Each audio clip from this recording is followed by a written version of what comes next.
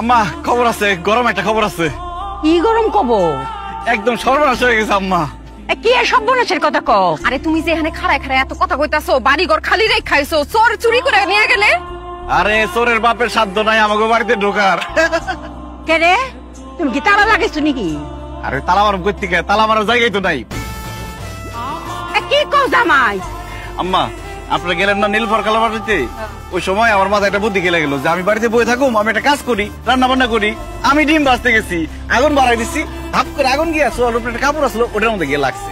এখন আগুন তো নিভাইতে হইব, চিন্তা করলাম পানি পাবো কোন জায়গায়, বোতলের মধ্যে দিই পানি, পানি এই না আগুনের মধ্যে ডালছি, পরে যেটা কেরোসিন তেল, আরো আগুন বাইরে গেছে গা। পরে এরপরে ওই আগুন আগুনের লিগে পাতা শাড়ি আপনাকে কাপড় চোপড় যা আছে সব দিছি, আগুন এত নির্লজ্জ তাও ডাকে না, বাইরে আসে। এরপরে আমি দৌড়াইয়া রান্নাঘর থেকে বড় করে আইছি, আগুন আমার পিছে পিছে বড় করে আইছে, পরে দাও দাও করে পুরো বাড়ি চলে গেছে, একদম জৈরা পড়ে সরকার। পানি কই দিবা, বাড়ি তো নাই, কারণ আগুন ধইরা পুরা বাড়ি পুড়ে গেছে, একদম ছাই ছাই হয়ে গেছে। বুঝলি কুসুমের মা ওরা ছাই নিয়ে যাইতেছে মাছ পুরার দিকে। আরে এত কিছু হয়ে গেছে, তুমি খাড়ায় খাড়ায় কেলে কেলে হাসতাছো কে? আরে হাসুন না, আম্মাই তো কইছে যত কষ্টই হোক, কষ্ট থাকবে মনের মধ্যে, মুখের মধ্যে থাকবো হাসি, তাহলে আশেপাশে 10 গ্রামের লোকজন জানবো আমরা অনেক সুখী পরিবার। রাহো তোমার সুখী পরিবার। এই তোমার কি বাড়ি ঘর আছে? আম্মা বাড়ি ঘর থাকলে কি আমি ঘর জামাই থাকি?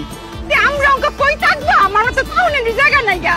আমি তো আম্মা দেখতেছি যে আপনি আমার ভিক্ষা করা লাগবো, আমরা তো জন্ম সামগ্রিক ভিক্ষা দিব না, আপনার দিব, আপনি সামনে থাকবেন, আমরা পিছন পিছন থাকবো, তাহলে টাকা গুনুম করতাম বাড়ি অঙ্ক কই থাকবো, আমি কই খাই, আমি তো কিচ্ছু আমার মাথাটাই আমি না। ঠিক কথা লাগছি আম্মা, কই থাকুম আমি ঠিক করে ফেলছি, কোন জেলখানায় থাকুম। কেমবা এই ব্যাককলের বাচ্চারে আজকে খুন কইরা জেলখানায় যাবো।